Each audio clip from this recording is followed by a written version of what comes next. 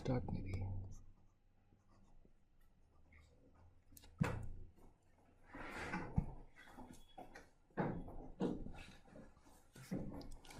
Okay, let's begin. Yeah, so before we move on to the topic, I just wanted to clarify a couple of things. So, yeah, so first, this is regarding some small signal impedances, right? So, say I have something like this, right? What is the resistance here? 1 pg, and I mean, if you remember, we told that this could be replaced with a rest of 1 by gm. Okay, and the argument was this was basically one port network. We can replace it by its equivalent model, which is a resistor. Okay, but the important thing to note here is, see here, right? So let us say I take this.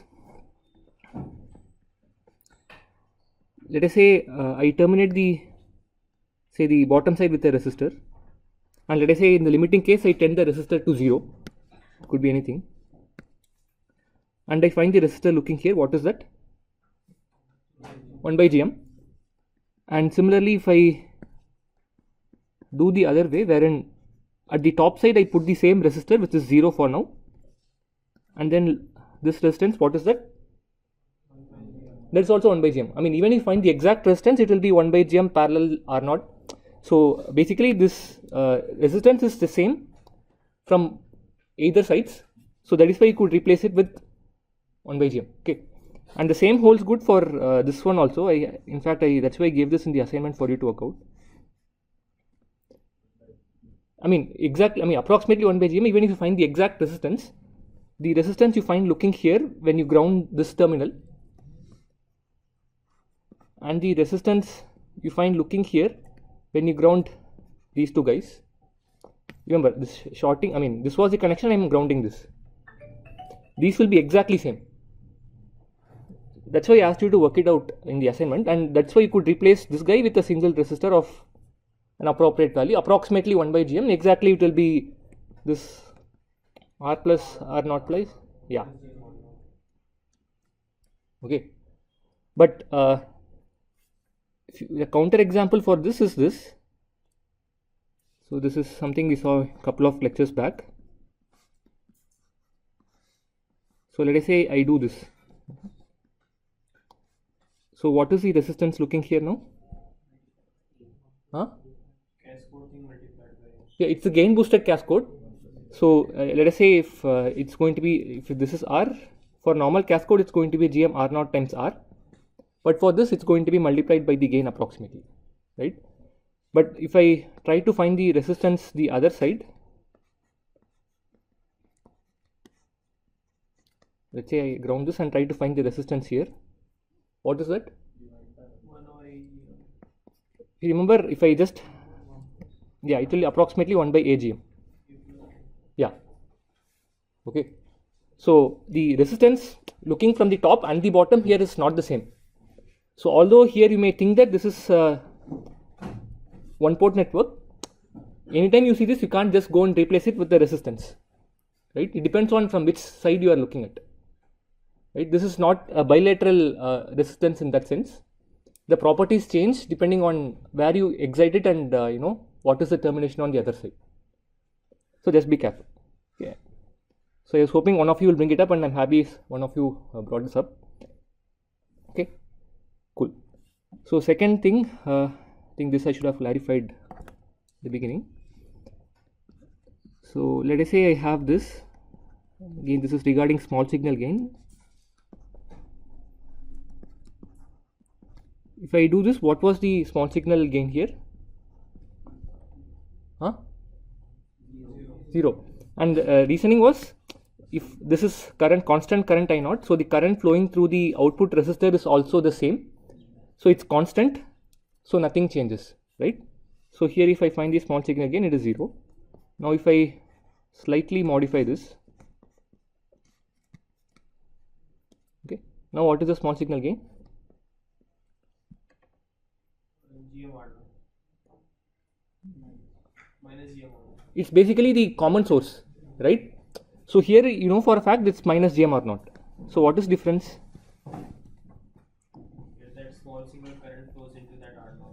Yeah, I mean, even if you don't go to small signal, see here, right? Remember, I'll go here. I'll be applying some bias voltage here and do this, right? And nominally, I would keep this current exactly to be equal to I naught without small signal, right? When I apply a small signal, I'm going to have an additional current, say delta I, right?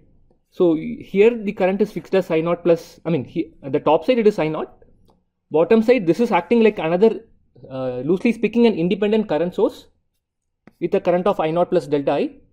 So we have the remainder current delta I flowing into the output resistance, generating the output voltage, right? Whereas here, if you see, this transistor is not independent no longer, right? Because the moment I change the gate voltage here, the source voltage will change accordingly. So the current is going to be constant.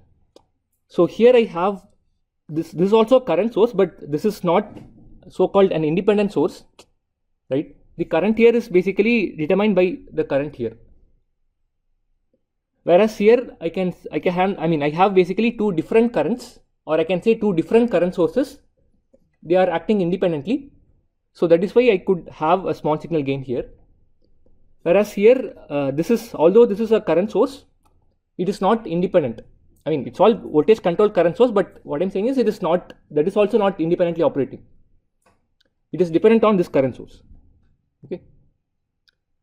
And in fact, here the best thing to find would be the short circuit GM. Here we'll find this to be equal to 0. Here it will be equal to minus GM. I mean, in fact, this is something we'll come to it later. In fact, if you just put the circuit, the operating point voltage of this is not properly defined, right? We'll come to this later. You can't have two different current sources, independent current sources, connected in series like this. If I have it,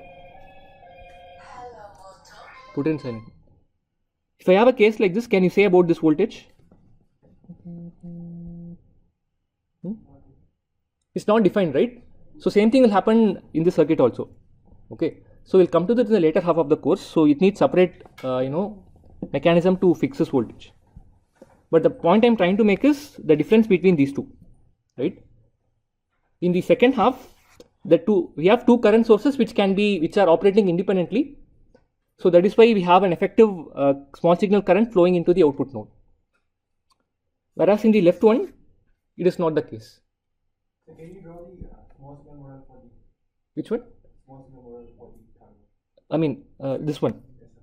Yeah, what's the issue? So you have gate is here, source is grounded, and then you have R0, and drain is floating. It's all right. It's floating. Yeah. But you have this R0 here, so that's what is. Okay. So just be beware. So that's why always you try to find the gain as short circuit GM times output resistance. Here you will find this short circuit GM to be 0, and here it will be minus GM. Okay, cool. So these are two things I wanted to clarify. So let's move on. So I believe in the last class we were looking at poles and zeros in the common source. So let me just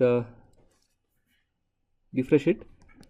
So I'll draw the simplified circuit we had.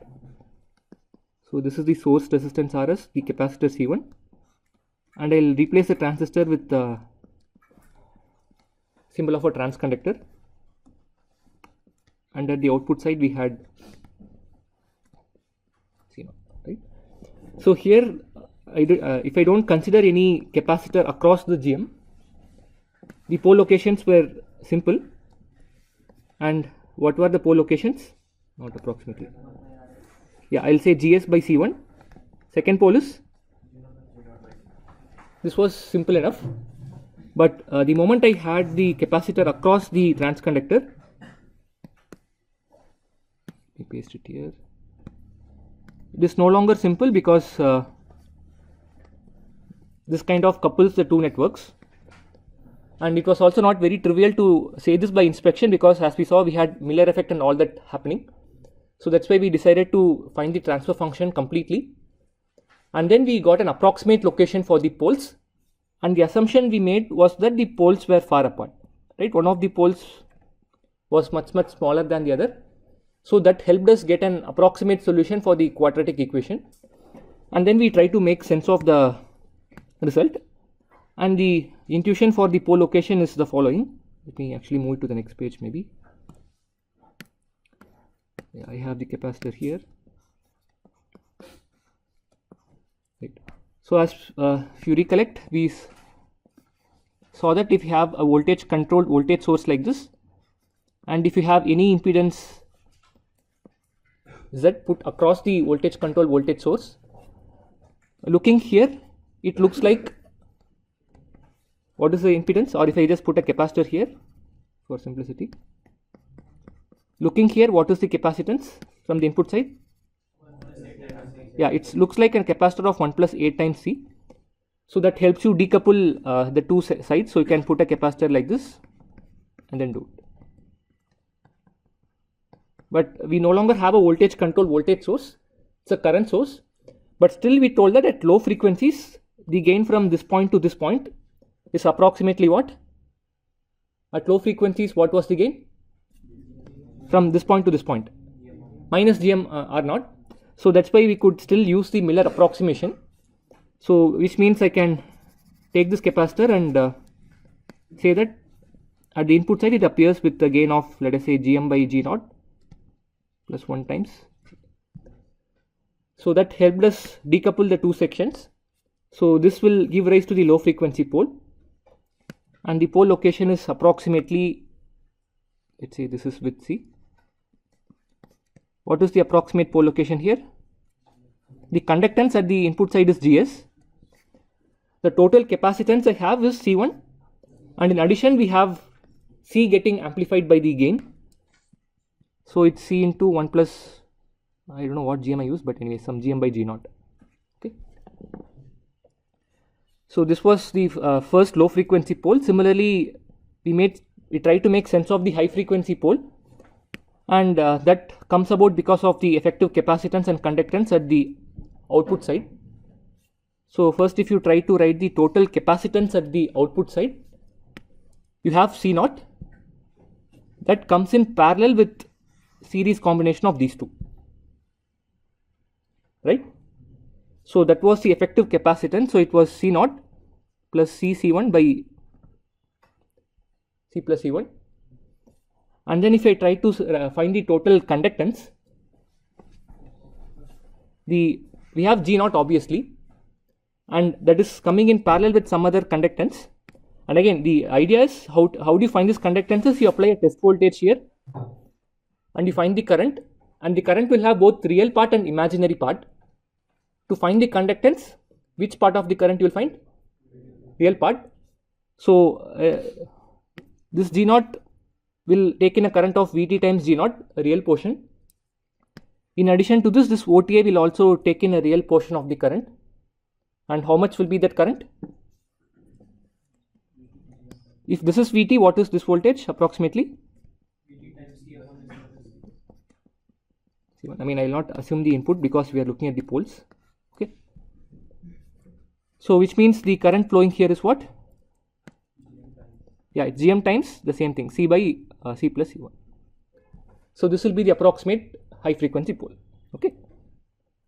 Cool. Sir, can we always approximate the pole location as conductance upon capacitance? Yeah, I mean, we saw in the beginning, right? So if you have poles which are far apart, right, you could approximate that. Or if you have decoupled RC sections, you could do it.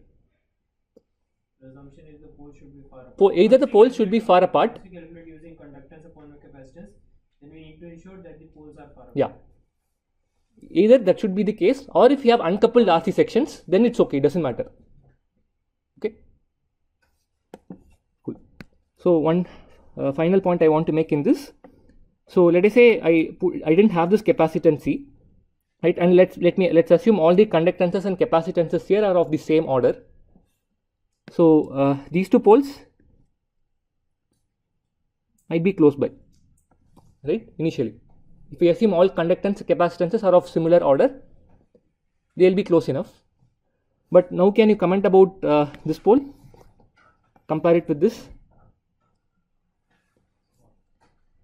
This one has moved to a low frequency or higher frequency? It has moved to a low frequency. It should be clear the numerator is same. In the denominator we have a much larger capacitance getting added. So this has shifted to a lower frequency. Can you comment about the second pole P2?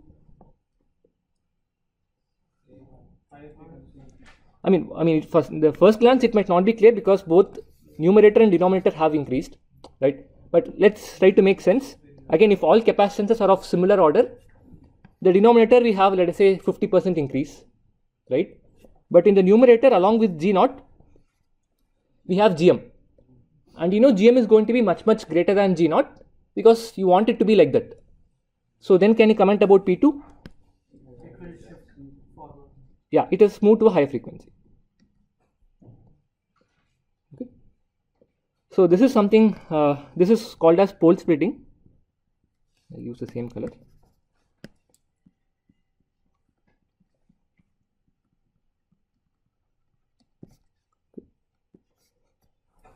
Wherein we had two poles which were close by, and the moment you put this capacitor across this transconductor, one of the poles shifted to a much lower frequencies, the other moved to a higher frequency. Okay. So this is something we'll come to it couple of classes down the line. So have it at the back of your mind. Okay. So this is done. So again, remember that to get these pole locations, we made an assumption that the poles were far apart. So now do you think the assumption is valid or not valid? Correct. Okay. So again, to be a good engineer, it's okay to make assumptions and make things simpler, but at the end of it, you make sure the assumptions are indeed fine, right? And here it's okay. Fine. Great. Cool. So this is with the common source. I'll give common gate as an exercise for you to work out. So that concludes the three single transistor topologies. So let's move on to the next differential amplifier. So let's start with the 5 transistor OTA. Let me draw this quickly.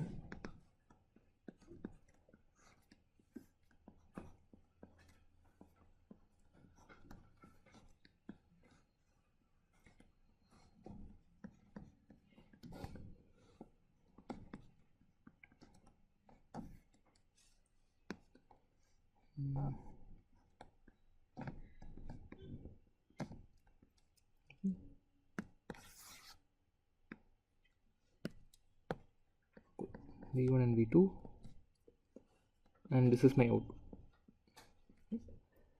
So firstly, here we'll have a transfer function A of S, right? And what is the DC gain here? Gm of NMOS or PMOS? NMOS times? Let's call it NMOS and PMOS, right? So it's R0 of NMOS parallel with R0 of PMOS. Okay. DC gain is already known. So next is let's try to find the poles, right? So what I'll do, I'll try to copy this, put it here. Again, for poles, I'll not consider the inputs. So these are all short, and I'll start marking the. I'll lump all the capacitors and mark them. So obviously at the output, I'll have an effective capacitance along with the loads. I'll call it CL. Right. I'll have one capacitor here. Let's say call it C3. I'll have one capacitor at this point. Let me call it CX. And one thing I'll do is I'll ignore the gate to drain capacitance of this transistor. Right? If that is there, that is going to introduce an additional coupling. It will make it slightly complicated. So we are considering all the parasitic here. Yeah. Basically, yeah. See, all the parasitics I have lumped into these capacitors. Okay. And we aren't including any feedback parasitic. Only for this guy. Okay. See, CGD for NMOS is basically from drain to gate. Gate is incrementally short, so that lumps to this, right? Similarly, for this guy, it gets lumped with the load capacitor. And for this transistor, gate and drain are shorted. It's not a matter. Doesn't contribute. Only for this. And this. Okay, let me write it here. Maybe I'll be right. Yeah, let's see. So assumptions I'm making are this. So CGD I'm ignoring, and that's usually a reasonable thing to do, because if you remember MOS capacitors, what is contributing to gate to drain capacitance? If you remember the MOS device construction, what gives rise to this capacitance CGD? The overlap capacitance, and that's typically much smaller than the oxide capacitances you have. So it's okay to ignore here, right? So that is one. And as usual, again, what I'll assume is CL is going to be much greater than other capacitors. Okay. And to simplify our lives, I'll say that poles are far apart. Okay. Again, this is an assumption I'm making, so that we can write the pole as conductance by a capacitance. Right? No point in like writing KCL, taking everything and then solving it. It's going to not give any intuition. So let's try to make some approximations, assumptions, and then try to get some estimates. Okay. So why you assume CL to be much greater than CL? Yeah, I mean, typically assuming that this is the OTA, it will be driving some other. So CL includes some external. Yeah. This will be driving some other circuit or some other system, and that will have a capacitor, and that typically will be much greater than all the parasitic here. So usually CL to be, assuming CL to be greater than the other parasitics is a reasonable thing to do. Okay. Yeah. Okay. So now I have done this. So let's try to get estimate of the pole locations. So which of the capacitors do you think will contribute to the low frequency pole? CL. Right, again we'll do the same experiment. We'll start from low frequencies. If I keep increasing the frequencies, at some frequency the capacitor CL will start to deviate from open circuit. All the others will act like open circuit. So the low frequency pole, what is it? It's going to be the capacitance CL, right? And what is the effective resistance we have at the output? R0N parallel R0P. That I'll, in terms of conductances, I'll write GDS of the NMOS. Okay. So here I basically assume that these guys are 0, right? Again, it's the lowest frequency pole. It is okay to make this. So let's move on. Cool. So now let me try to write the second pole contributed by, let us say, C3. So to find this, what can I say about CL? CL can be treated as a short because I assume this is the lowest frequency pole. Okay. So let me short CL. Right. So once again, I'm trying to write the pole as conductance by capacitance. The capacitance I have here is C3. What is the effective resistance I have looking here?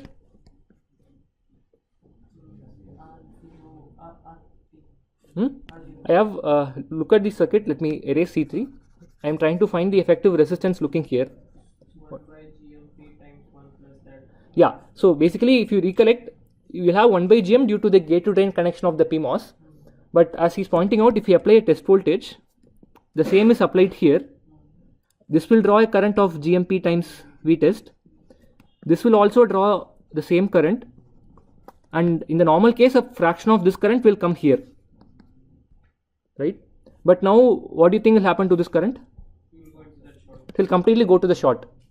So nothing will return here. So entire current will actually go to the short. So there will be no current coming here. So what is the impedance? You just have current drawn by this guy. 1 by GMP, you will have R0 of the transistor that we can ignore in comparison to GM. Is that clear? So what is the conductance? So that resistance that we calculate is actually frequency dependent. Kind of, right? I mean, depends on what happens at the load. I mean, at this point, if it is short, then you will not have any contribution due to this guy, right? If we don't consider any load, it means that the capacitance CL is like not that big. Yeah, then it becomes At tricky. very high frequency, then we say it is 1 volt. Yeah, then it becomes tricky, right? The poles might not be far apart and stuff. So, Only if we have a load, then only we can say that. I mean, I will not say only if you have a load, only if you consider the fact that the output is short.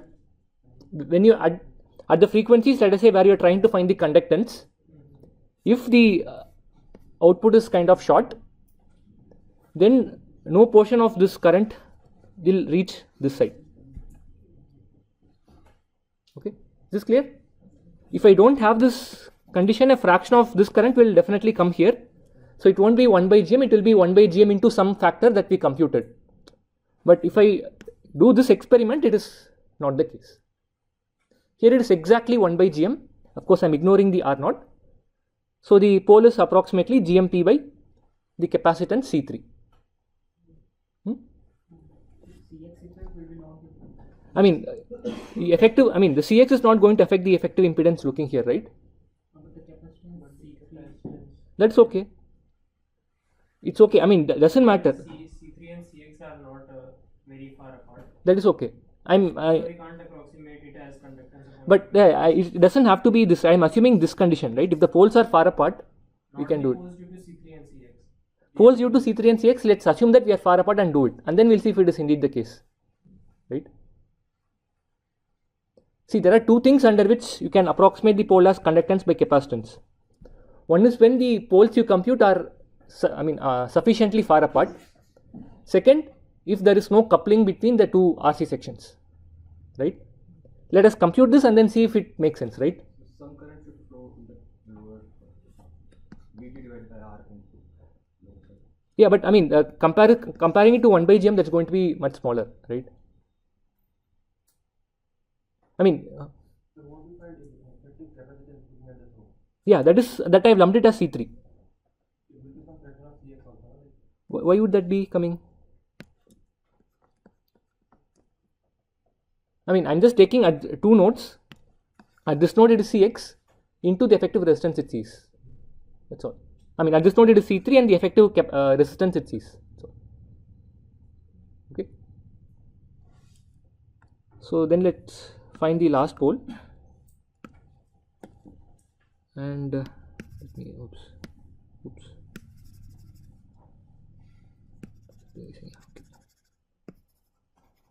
So last pole, let's try to find due to Cx. So it's going to be Cx. Again, Cl is considered to be short. That's the only thing we know. So what is the effective resistance at this node? Looking up, what is the resistance?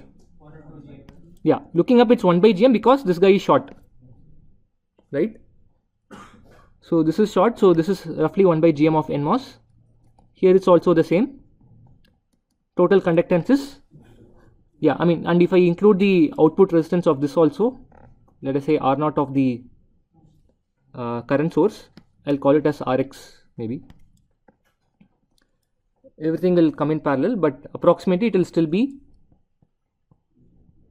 2 gmn plus, let us say, gx, but can approximate as 2 gmn. Right? Okay. Fine.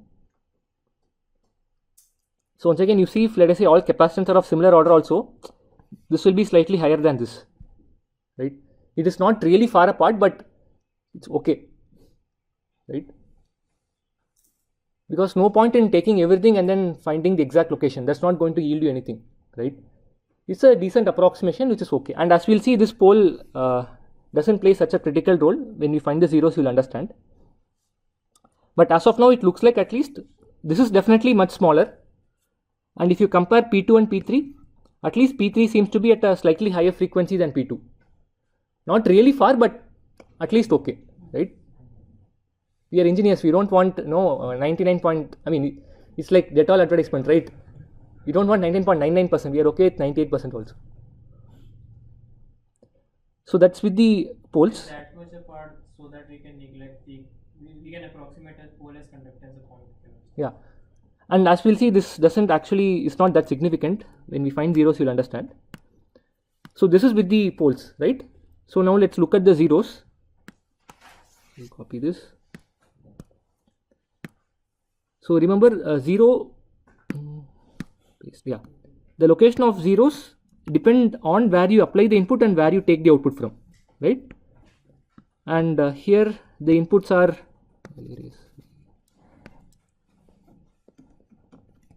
CL3. The inputs here are V1 and V2, and this is my output. So you essentially have two inputs, V1 and V2. So you can find basically two transfer functions from, let us say, the input V1 to the output and V2 to the output, and these two transfer functions can indeed have different zeros. Okay, but of course in a differential amplifier like this, it doesn't make sense for me to look at a transfer function from each input to the output. So instead, how can I treat the two inputs as? We'll consider them as a differential portion and a common mode portion. That is practically more useful, at least, right? You'll have two transfer functions, but let us not define it with respect to the individual inputs themselves. We'll treat them as a differential portion and a common mode portion. So we'll have one transfer function for the differential mode, one for the common mode okay, what? Okay, so here now we'll look at the differential mode first. Common mode I'll give it as an exercise for you to work out. So yeah, let me just copy this.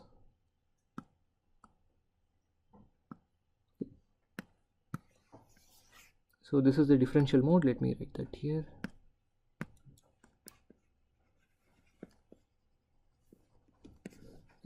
So the input I am feeding in is a truly differential input. I will say it is plus VID by 2 and minus VID by 2. Okay. So remember that if this were a symmetrical network, what can you say about this voltage? 0. But this is no longer a symmetrical network. But under what conditions I can approximate this to be 0? I gave it as a exercise problem. Anyone remembers what is the condition? That output should be grounded. Okay, or I can't do that, right? R0 is very large. Yeah, it turns out if R0 of the NMOS is ignored, let's say infinity, this works. You can work it out, but I'll just qualitatively explain why that makes sense, right? So let us say I ignore the output resistance of NMOS. What can you say about the looking up impedance? It's 1 by GM, right? Since I've ignored R0, it is 1 by GM. What about here? So at least at this node, from this node if you see, it appears as though have two identical resistance. So it looks like it is kind of symmetrical, right? So that is why you can approximate this as a symmetrical network and then say that this is 0. Right? If you can, that's why I gave it in the exercise. You can do the calculation and say that, find that if this is the case, Vx will be exactly 0. Okay. So what I'll do is this is another approximation assumption we are making. Let me add it to the existing assumptions we have. Yeah. Oops. Okay. Yeah. So I'll do it here maybe, or I'll do it here. It's okay. Yeah. So the assumption I'm making is R0 of the NMOS is infinity. So that lets me say that the common source voltage Vx is 0. Right? So now if Vx is 0, you see that this capacitance doesn't play any role. Right? Because I can treat this to be a ground now. So this capacitor Cx doesn't play any role in differential mode under this condition. But we just computed that this capacitor Cx contributes to a pole at this frequency, right? So remember that pole doesn't depend on where you apply the input or what is the thing, right? It captures the natural response of the system, and from that perspective it appears as though Cx indeed contributes to the natural response of the system. But if I apply a truly differential mode excitation and impose the condition that R0 can be ignored, it looks like Cx doesn't play a role. So where do you think the pole due to Cx went away? The pole is there, but 0 is not there. Sorry, pole is there, but 0 is not there because you are considering the inputs. no, the pole is definitely there, but looks like if I apply a differential mode excitation, the effect of the pole is not present. Must be there in common mode. That's a logical thing. Looks like there should be a 0 at the same frequency cancelling it. That's the only logical explanation, and anything if it's logical, that's what will happen in practice also. So, and what will happen is that's exactly what will happen. So, I'll write it like this: pole due to Cx gets exactly cancelled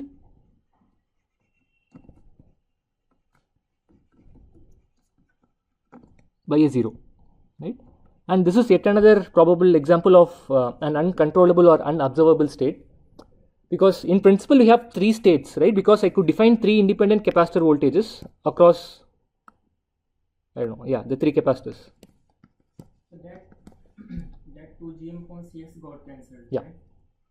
We definitely have 3 independent states, but looks like in differential mode excitation, if I ignore the effect of R0 of the NMOS, that state gets cancelled because you have an you have a 0 at the exact frequency. So for Cx, how can it be independent since V1 and V2 we are giving them? No. What I'm saying is, see, with respect to the poles, right, you don't consider any excitation. The thing is how many independent initial voltages you can initialize across capacitors, right? I can initialize all these 3 independently and put it, nothing will happen. I mean, there will be no contradiction, right? Is that okay? So why are you saying the effect of the pole cannot be equal? Because in differential mode, we saw that this Vx is 0. So which means in the differential mode, the Cx will not play any role, right? So again, this pole gets cancelled only in the differential mode. If you find the common mode transfer function, there that 0 will not be there. So we will see the effect of this guy. Okay. Only if we apply differential input and write the transfer function, then we have a. Yeah. Basically, that's what in differential mode, under this condition, that pole exactly gets cancelled by a 0, and that state becomes unobservable or uncontrollable, whatever. Okay. And in fact, right here, if you look at this circuit, if you try to find the number of zeros, let's do that, right? Let's short the capacitors and see. If I short output, what happens? So, but I can short this guy. Output is non-zero, so definitely there is 1 0. Let's see if we have 2 zeros. I can short C3 and Cx simultaneously, and still the output will be non-zero, right? If I short these two, I'll essentially have a single-ended case like this, right? So the output is still non-zero. So there are definitely 2 zeros, of which 1 0 is this guy. 1 0 is getting cancelled by this. So there is one other 0 that we'll try to find. Okay. So number of zeros would always be less than number of poles. Can be equal to, less than or equal to. Right? Why? Because at max we can take all these two. I mean, okay, I mean, you think about it, right? Can, in a practical system, think if you can have a case where we have more zeros than poles. Okay. Can't have it. Yeah, why? That's the question. That's for discussion for another day. Capacitor, then we have n poles. Huh? But if at max we can short all those n capacitors and have an output of non-zero. Okay, from that argument, yeah, okay, fine, yeah. But thing is, see, if you want to have a 0, you need to introduce a capacitor. And the moment you introduce a capacitor, most likely you might also introduce a pole. So at the max, you can have same number of zeros as the number of poles you have. You can't have more than, I mean, you can't have more zeros than you have poles. Okay, but anyways, here there are 2 zeros. 1 0 is doing this job of cancelling the pole due to Cx. There is one extra 0 that we'll find out now. Okay, let's see if I copy this. Unfortunately, no.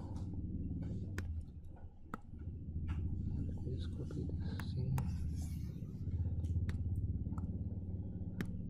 So again, this is the I mean, what we are considering is a differential mode excitation and ignoring R0 of the NMOS. Okay, and in that case, I know this node potential is 0, so I'll basically ground it. That's all. So this simplifies the circuit now. So let's try to find the 0. Right? And in this circuit, right, the moment I ignore Cx, how many zeros I have? Only 1 0. It makes sense, right? So let's try to find that 0. And once again, let's try to understand qualitatively how the 0 comes about. So do you think that the output we have different currents getting added or different voltages getting added? Some scenario like that? Different currents, right? You have, let us say, this is one current. Let me call it I don't know, 2. And you also have a current coming from here, I4. Oh, sorry, yeah, it's not shorted. You're right, thank you. This is VID by 2. Thank you, yeah, minus VID by 2. Okay. So we have these two currents, and if they have different phase shifts, they can add to 0 at some complex frequency. So let's try to write the currents, right? So what is I2 of S?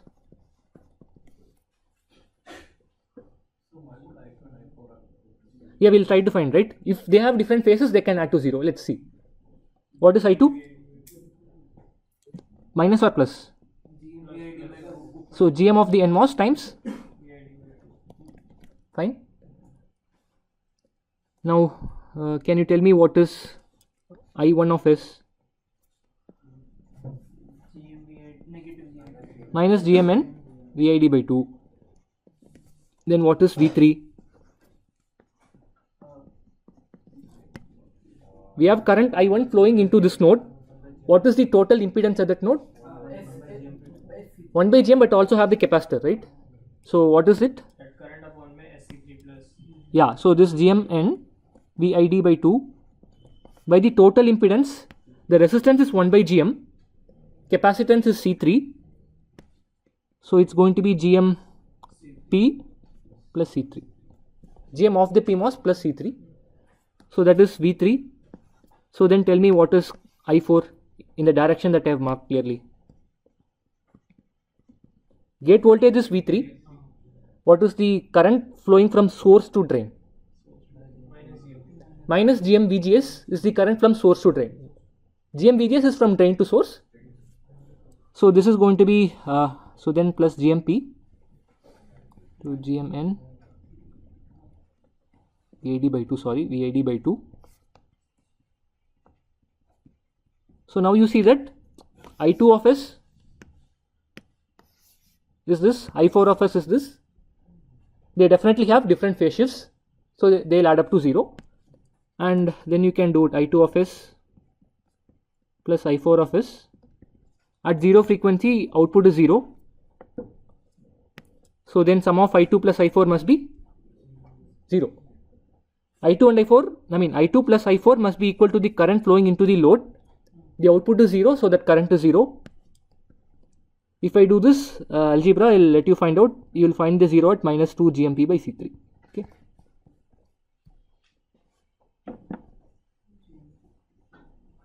We have not considered R0 of PMOS, right? I've ignored it comparison to the GM of the PMOS. Okay. So this will be the 0, right? And in fact, right, in the including CX, if I have the circuit here, yeah. In this circuit, you can assume differential excitation.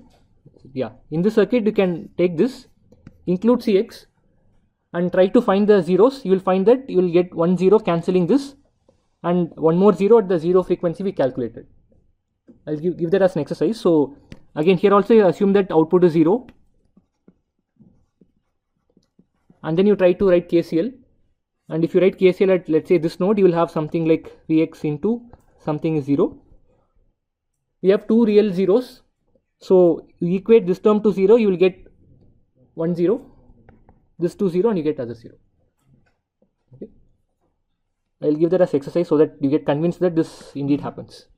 Okay. So bottom line, if we have differential excitation and ignore this guy, we have basically only two poles, one due to Cl, one due to C3, and then you have this 0. Okay. So let me summarize this.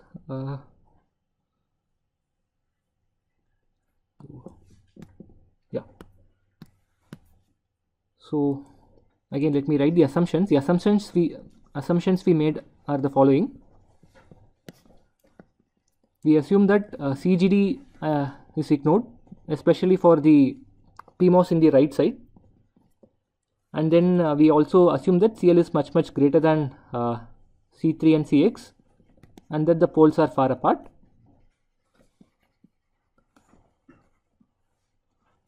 In addition, to find zero frequencies, we assume that R0 of the NMOS can be ignored. Okay.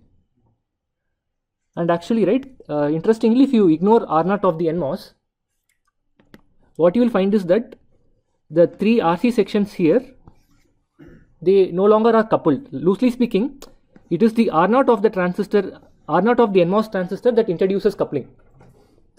If you ignore that R0, the coupling also goes away. So then you can nicely approximate the pole as conductance by capacitance. But doesn't that current source introduces coupling? That is true. Current source, it makes a current flow from here to here, but that current is not proportional to the voltage difference between these two, right? Basically, it's a current source. You have a current source like this, but I can also say that this current source, this is open, and still the current is flowing. It's an ideal current source. It doesn't matter, where the other terminal is connected to, right? So strictly speaking, what introduces a strong coupling is the R0 of the NMOS, because it makes a current proportional to the voltages flowing, and if I ignore it, that also goes away. Cool. And then we found the differential. In differential mode, we have only two poles. At the output, we have the pole due to the total output conductance by the capacitance Cl. And what is the other pole? Which capacitor contributes to the pole? C3. And what is the resistance looking here? It's 1 by Gm. So the conductance is Gmp by C3. And the zero frequency would be, we calculated now, it's going to be, yeah, I will not write this plus minus because everything is left half plane.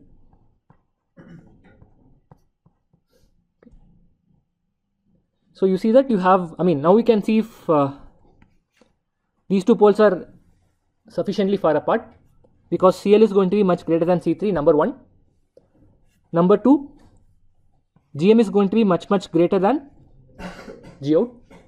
So P1, P2 are sufficiently far apart, and in addition, you see that you have a zero at twice this pole frequency. Okay. So usually this is called the mirror pole because it's coming from the current mirror, right? And because the same capacitor C3 contributes to both a pole and a zero at twice the frequency, we usually refer to them as pole zero doublet.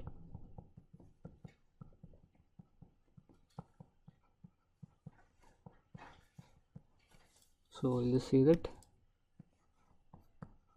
Okay.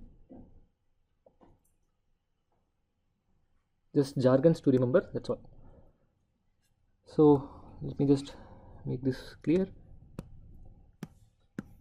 Right. So another jargon is, see, the lowest frequency pole is usually called as the dominant pole. Have you heard of this term, dominant pole, before?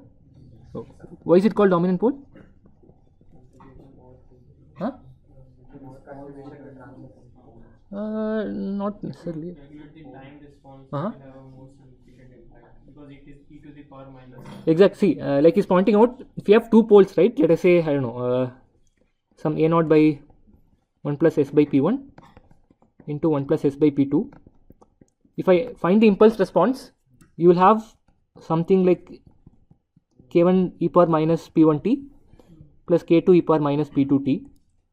So basically, you will have two exponentials. One will be faster, one will be slower. Oops, what happened? So if let us say P1 is much smaller than P2, which of these two will be due to the pole P1? The lower, the one that decays slowly is due to the low frequency pole. So that kind of dominates your settling everything. So it's called dominant pole. And what is this called? Okay, if it's one is dominant, opposite is non-dominant. That's all. Second standard English. It's non-dominant pole. And if I basically try to sketch the Bode plot of this, I'll just sketch the magnitude. I'll just finish it and try to sketch it. So we'll have a DC gain and then the first pole P1. So let me not mark it so high. Right. What will be the slope?